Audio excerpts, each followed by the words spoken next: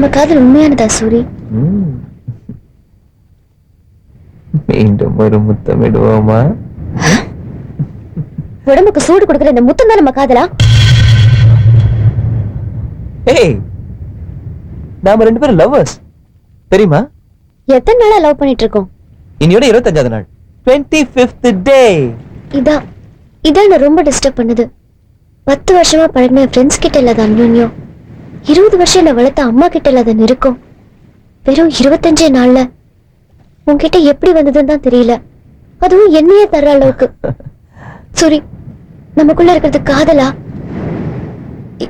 இல்ல காமமானு யோசிக்க வைக்குது. ஏய், என்ன பேசுறோங்கிறது யோசிச்சு பேசு. கோவம் வந்தா பலாருன்னு அடிக்கிறோம், அது ஒரு வகையான ஃபீலிங். சந்தோஷம் வந்தா கலகலகலன்னு சிரிக்கிறோம், அதுவும் ஒரு வகையான ஃபீலிங். அந்த மாதிரிதான் இந்த முத்தமும். 3 வருஷம் என் ஃப்ரெண்ட் ஹேமா விழுந்து விழுந்து கார்த்திக்னு ஒருத்தர் லவ் பண்ணா. கார்த்திக் தான் என் உயிர், அது இதுன்னா. ஆனா அமெரிக்கா போன அவன் புதுசா அங்க ஒருத்தைய பார்த்து லவ் பண்ணி கல்யாணம் பண்ணிட்டானா. ஹேமா கொஞ்சம் கூட கவலையப்படல. கார்த்திகேயன்னு வேற ஒருத்தரை பார்த்தா, இவன் தான் என் புருஷன்னு சொல்லி இன்விடேஷன் வச்சுட்டு போறான். இதெல்லாம் யோசனை பண்ணி பார்த்தா அசிங்கமாவும் ஆபாசமாவும் தெரியுது. எவனோ ஒருத்தன் அப்படிங்கிறதுக்காக எல்லாரையும் தப்பா பார்க்க கூடாது. ஏதோ ஒரு காதல் அப்படிங்கிறதுக்காக எல்லா காதலையும் தப்பா பேசக்கூடாது. ஒரு ஆணும் பெண்ணும் அவங்க வாழ்க்கையில லட்சக்கணக்கான பேர் சந்திச்சுக்கிறாங்க. அந்த லட்ச பேரையும் லவ் பண்ணிக்கிறாங்க. கொஞ்ச நாள் பிரிஞ்சிருந்தா நீ அந்த கார்த்திக் மாதிரியோ இல்ல நான் ஹேமா மாதிரி ஆயிடுவோமோன்னு பயமா இருக்கு. நம்ம காதல் மனசு சம்பந்தப்பட்டதா இல்ல உடம்பு சம்பந்தப்பட்டதான்னு நம்ம அவசியம் தெரிஞ்சுக்கணும். சுருக்கமா நம்ம கிட்ட இருக்கிறது காதல் இல்ல, காமம் தாங்கிற. எதுக்கு எடுத்தாலும் கால்குலேஷன், எதுக்கு எடுத்தாலும் சந்தேகம். எந்த நேரத்துல உங்க அம்மா உன்னை பெத்தா? தயவு செஞ்சு கோவப்படாத சூரி. நம்ம காதல் உண்மையானதுனா, நேர்மையானதுனா, ஆழ்ந்த நம்ம மனசு முழுக்க பரவி இருக்கிறது உண்மைன்னா நமக்கு நாமே ஒரு டெஸ்ட் வச்சுக்கணும். ஆமா,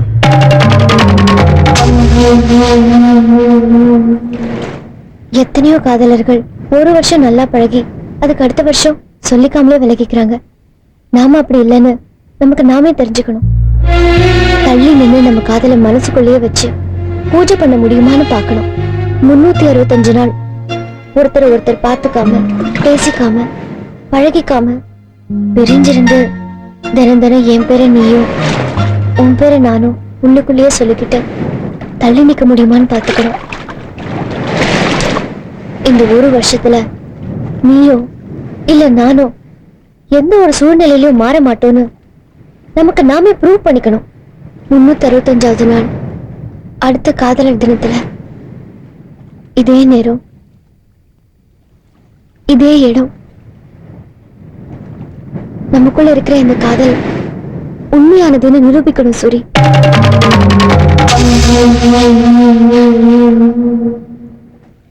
இந்த 1 வருஷ பரீட்சையில நாம பாஸ் ஆகணும் சூரி, பாஸ் ஆகணும்.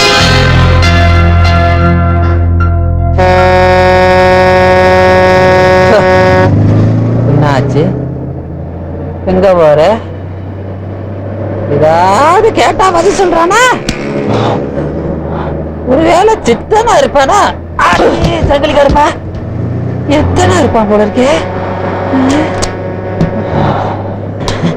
நமக்கு என்ன வந்துச்சு?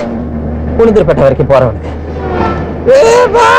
வெரசா ஓட்டுப்பா, உள்ளது இறங்கிடு போல இருக்கு.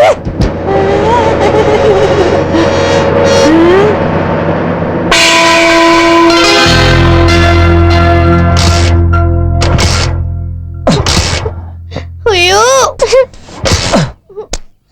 அப்பா, பாரு பா இந்த வத்தி குச்சிய. ஸ்கூலுக்கு லேட்டா போனா வெள்ளை எலி மிஸ் அடிக்கும். டேய், ஏன்டா பிரிச்சு வச்சிருக்க? வண்டியையும் சாவியையும். உலகத்துல எந்த பைக்குமே சாவி இல்லாம ஸ்டார்ட் ஆகாதுடா. அம்மா வந்து உட்காரு. சாரி போட.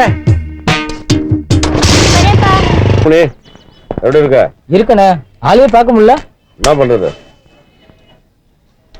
கார்த்திகை மாசம் நாய் மாதிரி பார்ட்டி பிடிக்கணும், ஒன்னும் ஒர்க் அவுட் ஆக மாட்டேது. ஆமா, உன் மேட்டர் என்னாச்சு? எதனா கேக்குறீங்க?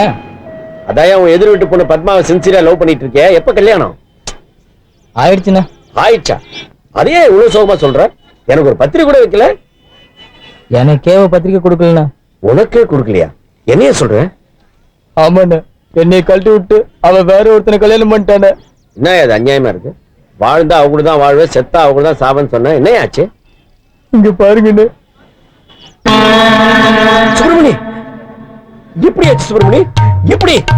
3 மாசத்துக்கு முன்னாடி ஒரு ஆக்சிடென்ட். தண்ணில இருக்காரு, காலை தட்டிட்டு போயிட்டேன்.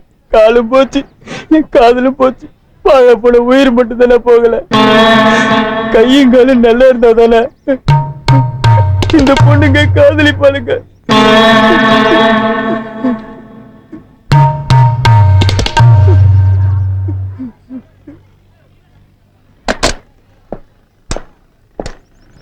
பிச்சமுத்து உள்ள போலாம் வா. ஏய், யாருக்கு போன் பண்ற? Hello, BSc botany student Rishabha please. ஏய், ரிஷபாக்கு எதுக்கு போன் பண்ற? ரிஷபா, சூர்யாக்கு ஆக்சிடென்ட் ஆயிடுச்சு. ஆமா, இப்ப ராயப்பேட்டை ஆஸ்பத்திரி சேர்த்திருக்கோம். Emergency ward. ஆக்சிடென்ட் ஆயிடுச்சுன்னு போன் வந்துச்சு. சரி, எங்க அடிப்பட்ட கேஸ்? எந்த வண்டி மோதிச்சு? 2 வீலரா 4 வீலரா? அடையாரா அண்ணா கேசாமா? மண்டையில் அடிப்பட்டதா? பின்னாடியா முன்னாடியா? ஏதோ விவரம் சொல்லமா? தெரியல, பேரு மட்டும் சூர்யா. ஆமா, இரு பாக்குறேன். சூரி அவர் போட்டாரு. மார்ச்சலத்துக்கு போடாச்சா? சூரியமூர்த்தி தானே? வயசு 67. இல்ல, சூர்யா. சூர்யான்னு யாருமே இங்க அட்மிட் ஆகலாமா? இங்கதான் அட்மிட் ஆயிருக்கான்னு போன் வந்துச்சு. அவசரத்துல ஹாஸ்பிட்டல் பேர் மாத்தி சொல்லிருப்பாங்க. ஆர்ப்பாட்டம் பண்ணாத, போமா.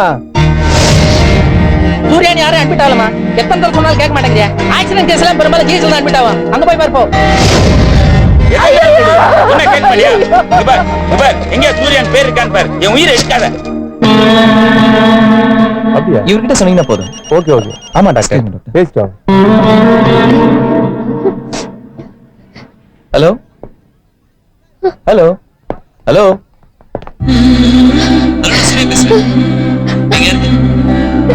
ஹலோ, நீங்க யாருங்க?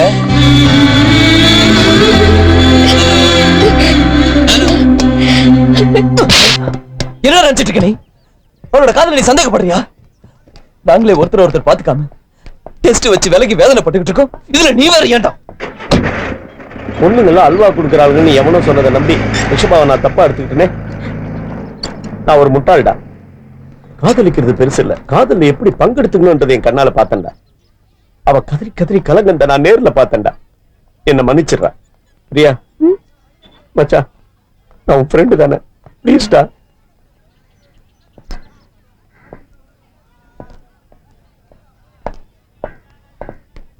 சரி. பிரிவெல்லாம்